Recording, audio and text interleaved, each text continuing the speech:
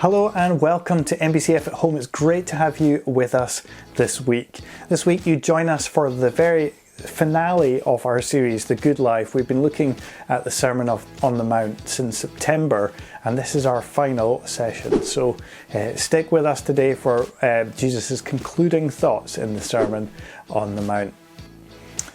Let me introduce myself. My name is Neil, and together with my wife Jo, we lead the church here at North Berwick Christian Fellowship. We're a church that meets here in North Berwick in East Lothian in Scotland, and it's great to have you with us today. You can join us on Sundays at 10:30 a.m. at North Berwick High School for a time of worship and teaching and prayer. And also you can join us online, which is what you're watching now, on YouTube, which is available from 7 p.m. on Sunday evenings. However you're joining us, whether you're normally watching online or whether you join us occasionally in person, it's great to have you with us. Please don't stay anonymous if you're watching online. Get in touch on email. We'd love to hear from you. There are different ways you can connect, even if you live at distance. If you're interested in getting our weekly email about what's happening, or if you're interested in giving towards the ministry of this church, then of course you can do that as well. Just get in touch on email. We're going to join our teaching now at North Berwick High School, but let me pray before we do that. Father, I thank you for your words to us through the Bible, through your written word. And I pray as we look at your Bible today, as we look at your words to us, I pray that we would be challenged to live for you this coming week. Amen. Let's join our teaching now.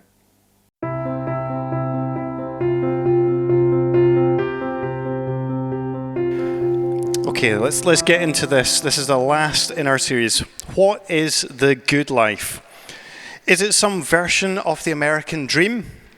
The pursuit of happiness, perhaps? Is it being financially successful? Is it being relationally successful? Is it about discovering our potential as a person? Is it living peacefully? Is it finding a fulfilling career? Is it raising children? Is it being on holiday as much as possible? Is it early retirement? Or creating something that lasts beyond our own lives? Is it living by the seaside? Or is it living in a hot country? Is it being kind? Or is it being loved? What is the good life?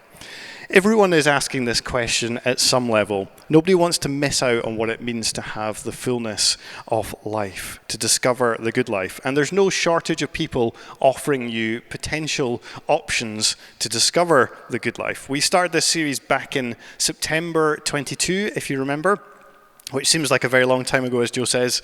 And we started it because Jesus has a very specific idea about what the good life actually is. He claimed to be the Son of God, and if he's the Son of God, then he obviously has some thoughts on what the good life is. We've been looking, of course, at Jesus' most famous teachings in what's called the Sermon on the Mount, as recorded in Matthew's Gospel. And as we've said multiple times throughout, Jesus' words speak directly into the human condition, even though they were spoken thousands of years ago.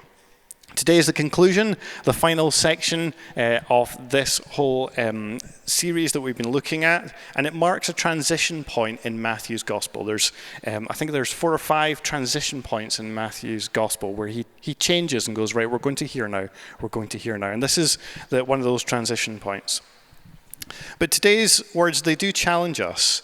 They challenge us to, having heard all these different messages and these words from Jesus over the last 5 months or so, what is going to be our response? So let's begin by looking at our passage, which is Matthew 7, 24 to 29. If you're following along, it will be on the screen as well. It says this: "Therefore, everyone who hears these words of mine and puts them into practice is like a wise man who built his house on the rock. The rain came down, the streams rose, and the winds blew and beat against that house. Yet it did not fall, because it had its foundations on the rock. But everyone who hears these words of mine and does not put them into practice is like a foolish man who built his house on the sand. The rain came down, the streams rose, and the winds blew and beat against that house, and it fell with a great crash." When Jesus had finished saying these things, the crowds were amazed at his teaching, because he taught as one who had authority and not as their teachers of the law.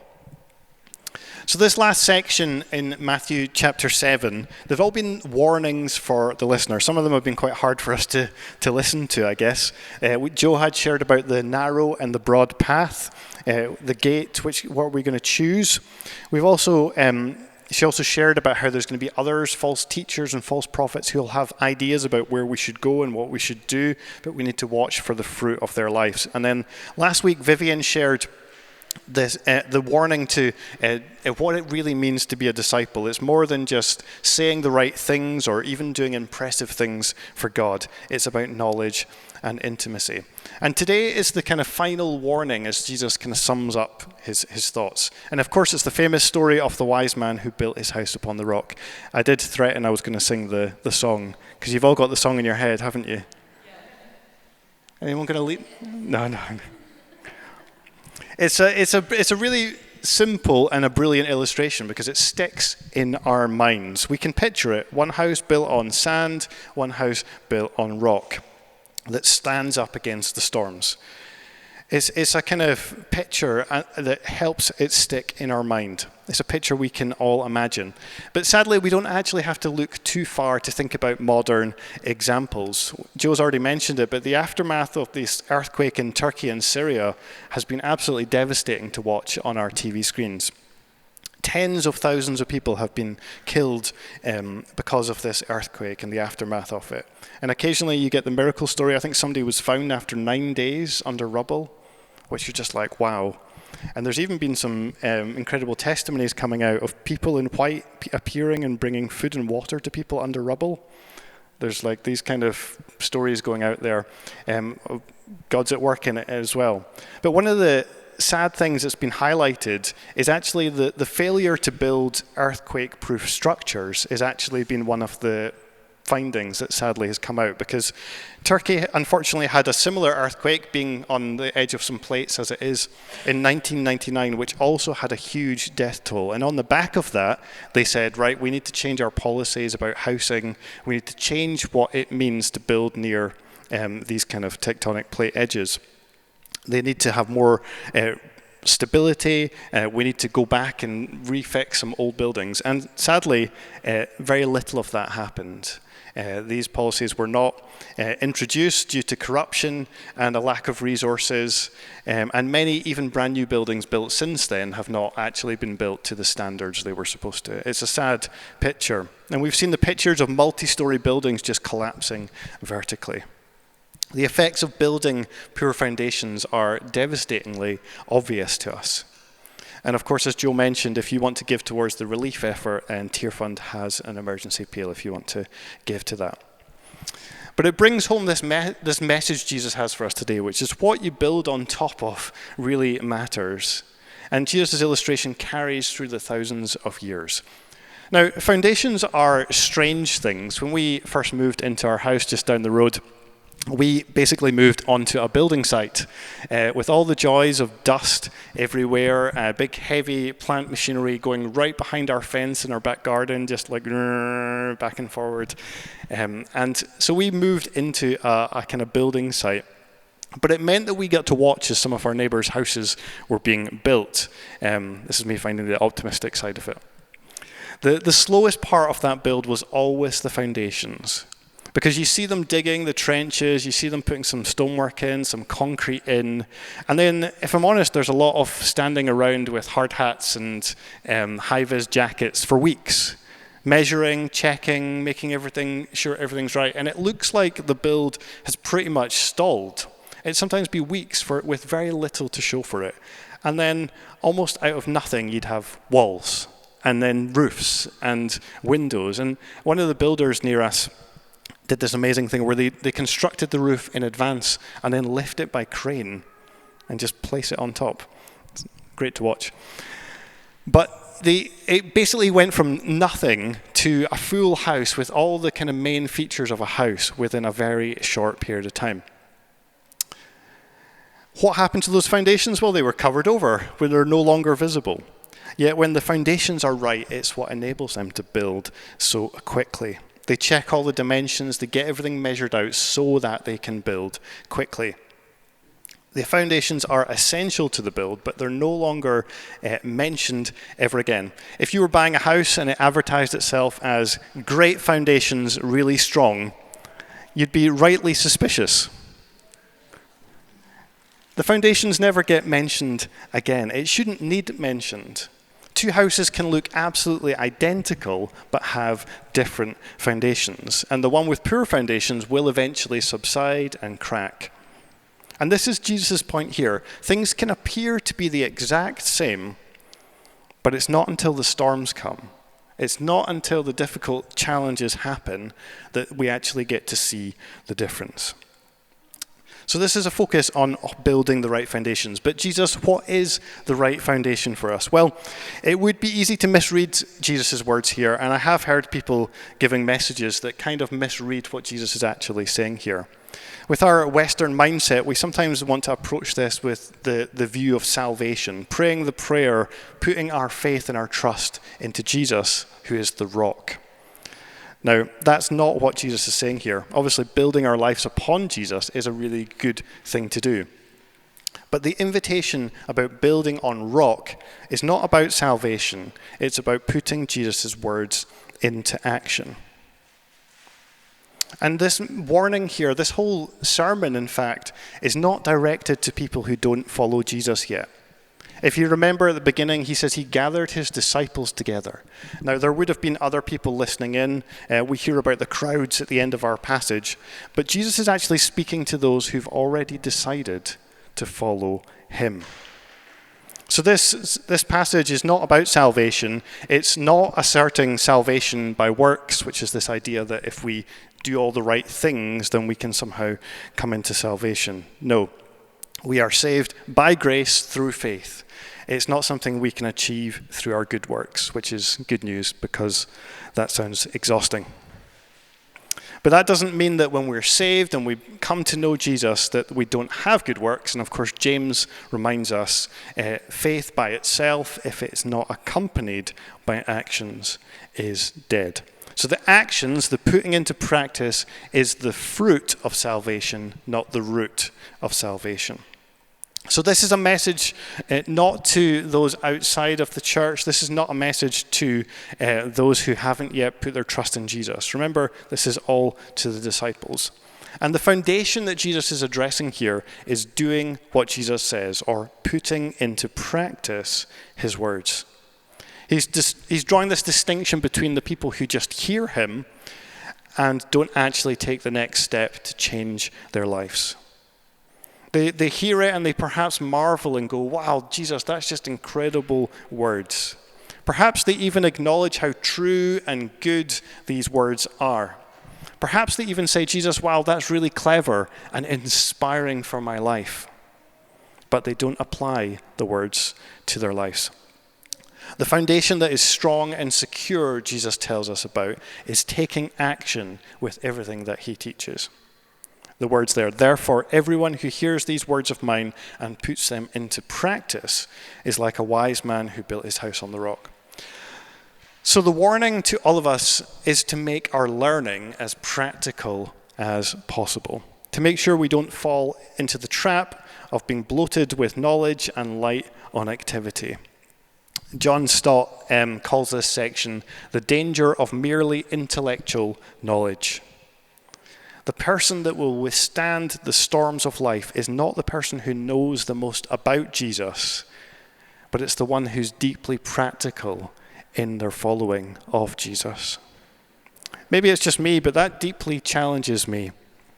We, of course, have lived through what's been termed the information age, where information seems like power. We have more knowledge available in our pockets through our phones than used to exist in some of the biggest libraries in the entire world. You can fact check my use of the Greek as I'm speaking to you right now. You can find out more than biblical scholars 50 years ago knew in the palm of your hand. You have the knowledge available to you. Yet Jesus says to us that unapplied knowledge is shaky ground. Knowledge that we haven't applied to our lives puts us on shaky ground. It's not so much how much do we know, but how much of what we know have we actually put into practice. It's a challenging thought. Most of us, myself included, don't really need another sermon. We kind of just need to put into practice the stuff we already know. There is no slam on knowledge here. Jesus is not being anti-intellectual. That isn't the issue. It's just the gap between our knowing and our doing. Our knowledge can give us that false sense that we're actually growing when all we have done is attained knowledge. For Jesus, obedience is more important than understanding, though of course both have their place. Jesus calls us as his followers to have a kind of bias towards action, which is easier said than done. So how can we practice the way of Jesus? Well, I think it's probably a bigger topic than I'm going to manage to cover today. And if I'm honest, it's a question that I'm thinking through a lot over this kind of the last couple of years. How do we put into practice this? How do we actually make our faith as practical as possible and make our church as practical as possible, a training ground for those who want to be and look like Jesus? So the first thing to acknowledge is that as hard as this task might seem to put into practice what Jesus says, what Jesus reveals in these words is that he actually believes it's possible. Jesus actually believes it's possible for us to not only hear his words, but to do them. This is not pie in the sky thinking. It's possible to not only hear his words, but to live them, to do them. And I've shared this with us before. It's the most helpful framework I've come across for thinking through practically what our lives need to look like if we want to follow after Jesus. And it's these three ingredients I've given before, which is to be with Jesus, become like Jesus, and do what Jesus did. And these are three ingredients that I borrowed from Pastor John Mark Comer. If you remember back before this series, which is even further back, just before we did this series, we did a little mini-series on what it means to follow Jesus. And I introduced those three topics to us: the be with Jesus, become like Jesus, and do what Jesus did. What we learned was that it's about being apprentices of Jesus. Being apprentices is making it as practical as possible. We spend time with Jesus. We're then changed and transformed by Jesus to be like him, and we do the same things that Jesus did. Any attempt to put Jesus' words into action, I believe, requires those three ingredients.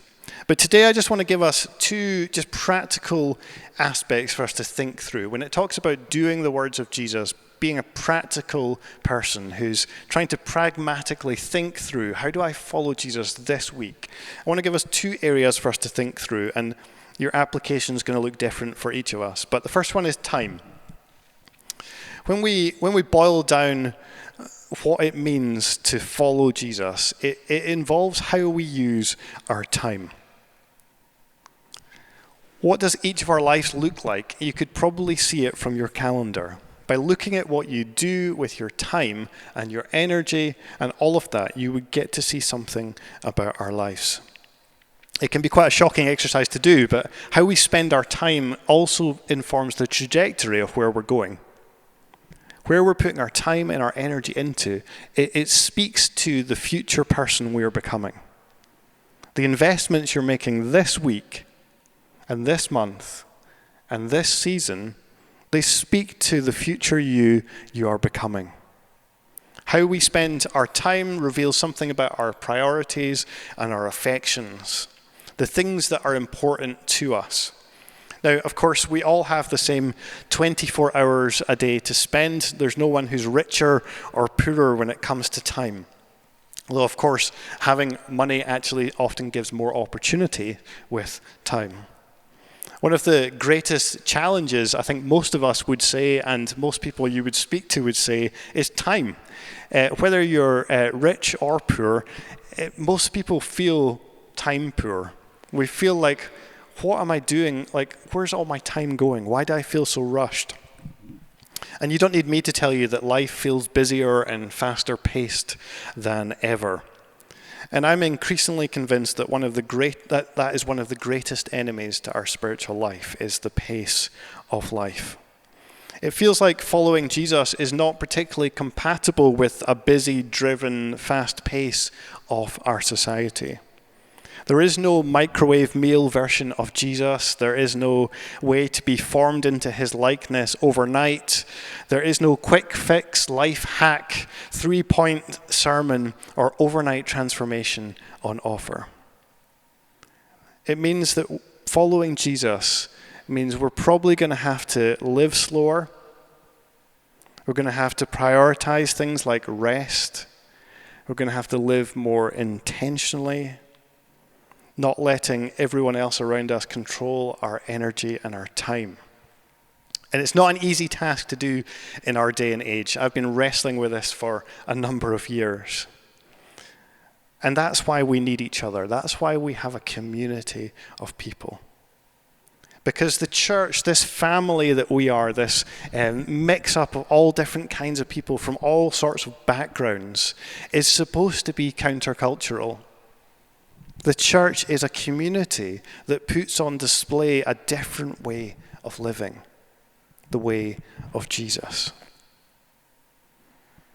And that's why we need to do it together. The family of God living and demonstrating a different way to live. And community is one of the practices of Jesus. Second thing, just to think through, we've got time. And the next one is habits. One of the most powerful ways to begin this journey is to think about the habits that you already have in your life and the habits that you'd like to instill in your life. Putting Jesus' words into practice can sound like a pretty daunting task. Like if I said to you, right, go and be Jesus. Just go and be Jesus right now. It can feel like a daunting task. But if we can break it down into the small things that we do each day or each week or each month or each year, as I say, the decisions we're making now are going to inform the kind of person that we're becoming in the future. What we do consistently is what is forming us. What we do consistently is what is forming us. The things you do each day, every week, every month, or over years are forming you into a kind of person. We're all being discipled, if you like. We're all being formed into something in our lives right now. So the question for us all is just, what kind of person do we want to be formed into? Because there's no shortage of things competing for our attention and our affection and our energy and our time. And some of them are good things. It's not all bad things. But what we do consistently is what is forming us. Now, many of you will know that Joe and I have run a school of ministry. It was called the Edinburgh School of Supernatural Transformation. It's looking like it's going to go through a rebrand. We're going to relaunch it at some point, call it the School of Transformation. And our heart has always been that journey of how do we help people be transformed. And on our school, we had one student who later became a team member because of their way they approach stuff. And she was an amazing woman. She would come to school and she would come and she'd be ready to learn. She would sit down, she would take notes from every single thing that anyone ever said and like scrolls and scrolls of notes. And that was incredible as well, because you were like, oh gosh, this person really wants to learn. They're leaning in to learn and grow into the ways of Jesus. And it was always amazing. But then what was more amazing was she'd come back the next week and said, do you know that stuff that you talked about last week? Here's the 3 ways I've been applying that to my life this week. And you would sometimes be like, wow. I mean, I was hoping you would apply it to your life. But like she would be able to tell me, like, so that truth that you spoke about how God sees me, I was struggling with that. So I decided to write it out every single day and just pray about it for 5 minutes. And so she'd taken a truth that we'd spoken out and just thrown it out into the ether, and she'd taken it and gone, no, I want to embed that in my life. I could do something practically every day. And she did this for weeks and weeks and weeks and months. And it was not long before Joe and I said, come and help us. Come and be on team with us. Because you're modeling something of someone who wants to make their faith practical. So when it comes to it, it's like it boils down to what habits do you need to practice the way of Jesus. And some of them will be very different for us as individuals, depending on our personality. But some of them will also be the time-tested habits that the church has always encouraged. Sometimes they are used the big scary word of spiritual disciplines. But I actually prefer the word spiritual practices or spiritual rhythms. And Dallas Willard, who we have quoted endlessly in this series because, one, I think most of us speakers quite like him, and two, because he's a bit of an expert when it comes to formation and learning to follow Jesus. He said one of the things that churches need to develop is what he calls a curriculum for Christ-likeness, which is just a way of saying a path to follow, to be like Jesus. And he says this about spiritual disciplines. He says, a discipline is an activity that's in our power that we do to enable us to do what we cannot do by direct effort. It's like a training. It's like training wheels. Like if you, I've used this example before, but Joe's really got into her running. And when she started, she was just doing like 1 or 2 kilometers at a time. Now, there's barely a week goes by where she doesn't do a half marathon. And I'm like, what? But if you started today and you said, I'm going to run a marathon tomorrow, I'd say, no, that's not a good plan. What are the small steps that are required to get you to that final goal? And spiritual disciplines or spiritual practices are like that. It's like, what are the routine things that you do over time that have a build-up effect to the point where you end up doing stuff that you thought, I could never have done that. And perhaps this is something we'll revisit as a series or we'll start thinking about at some point later, this idea of what habits do we need to put into our lives. But they're not rocket science. They sound really simple and obvious, but that doesn't reduce their power. So it's stuff like this. We're going to put it on the screen. It says there's rest and or Sabbath and prayer and worship and giving and serving and solitude and community. And none of these, this isn't an exhaustive list. But these are the kind of habits that form us. The number one reason to be in church on a Sunday is not because I think it's a great idea. It's because being together with the family of God on a regular, habitual basis does something. It builds the relationships. It strengthens us in God. It reminds us of what God is like. Now, none of these habits actually sound very glamorous, perhaps. Some of them perhaps make you think, oh gosh, I never really want to do that one. Or some of you are thinking, gosh, solitude, that sounds wonderful. Can I do that one?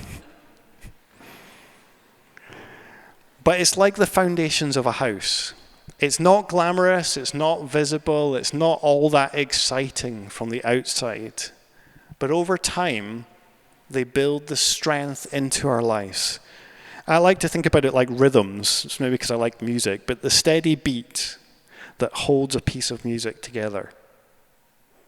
Making practices like these a regular feature in our lives is a way of putting Jesus' words into action. And of course, every season of your life is going to look different. So, we're in that season where we've still got young kids. And so the idea of me disappearing for days on end to enjoy solitude and rest with the Lord are somewhat a distant, I would say distant memory, but I've never really done it. But I'm sure there comes a time in the future where you have free time again. I don't know what that looks like, but that doesn't mean. Thank you for your encouragement. That doesn't mean that we can't find the thing that works in the season that we're in. So I can't disappear for a day, perhaps, but I could probably find a 10-minute walk where it's just me and God. Or I could probably find a way to make something happen. So don't think of habits like we have to start with everything. Just start with the smallest thing possible. And there's always going to be compromises in the season that you're in. Just because you can't spend all day in prayer and worship doesn't mean that you're not following Jesus. We can build in small habits that shape and change us. And the truth is there'll always be things competing for your time, good things, worthwhile things. But following Jesus ultimately will require us to give something of our time and our energy. And the hard thing about it is that it won't always be the loudest thing clamoring for your attention. It's the still small voice whispering, "Come away with me." And I don't suggest that you pick every single habit on that list there and go, yeah, I'm going to do all of them this week. What is the Lord highlighting to you this week? And maybe in small groups we can talk about it. Is there a habit that you'd like to do that you think will help you grow in your faith? And maybe in small groups we can share it and just help each other to go, well, I'd like to do that. Would you guys check in with me in a few weeks and see how I'm doing? But putting into practice Jesus' words is a lifetime pursuit. I like the way that Eugene Peterson puts it. He says, a long obedience in the same direction. A long obedience in the same direction. Just keep going. Don't give up. It's the rhythms that hold us. So wisdom, according to Jesus, comes not just from hearing his words. And we live in a day when there's no shortage of experts, but there are very few wise people. And the difference between a wise person and the expert is the person who's actually put something into practice. So maybe this week you want to review either your calendar or you want to think about habits, anything you want to stop or anything you want to start. Start small, don't start with the big stuff. But today the invitation and the challenge from Jesus is to put his words into practice, to steer your life with small adjustments in the right direction. I want to finish with just the last couple of verses that we've got there from this series. It says this in verse 28. When Jesus had finished saying these things, the crowd were amazed at his teaching because he taught as one who had authority and not as their teachers of the law. Jesus' words come to us with authority. It was common in his day that people would refer to someone else to get authority. They would say, I'm saying this because such and such said it. But Jesus spoke on his own terms. He brought authority. And of course, we have to remember Jesus was teaching here on this hillside in front of crowds. And for many of them listening, it would have brought to mind the picture of Mount Sinai with Moses bringing the law to his people. And it says the crowds were amazed. And I can't help, just having read what we have about the wise man, but think there's a slight sadness actually in these words, particularly as we reflect on the whole ministry of Jesus. The crowds were amazed. But sadly, come the end of Jesus' ministry, how many of the crowds were left? There's a contrast here between the crowds and the disciples. It would be easy, having read about the sand and the rock, to see the crowds here as being those who built on the sand. Those who heard his words and gone, wow, I'm amazed at his teaching. And those who built on the rock, those who actually put into practice the words from this sermon. Being amazed is great. I don't want to downplay this idea of being amazed at Jesus. It's a good thing to be drawn in by the words of Jesus. But the question is, will we let them shape and change our lives? Will we be the crowd who's amazed, or will we be the followers who put them into practice? Because God has a good life planned for us. It's what we all long for, actually. But it's not always an easy path. There will be storms, and Jesus refers to it here. There could be storms and challenges. But if you want the strong foundation, it's about being Jesus' apprentice. The life in abundance is available to us if we'll put his words into practice. I'm going to pray for us, and then we're going to sing a final song. Jesus, we thank you for these words of yours that we've been studying, the truths on so many different areas of our lives, whether it's marriage or anger or lust or how to pray or fasting or whatever the topics we've covered, God, you've spoken to us. And we want to be those who actually follow you. Yes, to be amazed, but also to put into practice your words. Help us as a community as we try to do that, as we try to be a place that looks to practice your ways, God. And if there's things you want to say to us as individuals today, then I pray you would speak into our hearts and guide us, the changes we can make as we look to follow you. this week.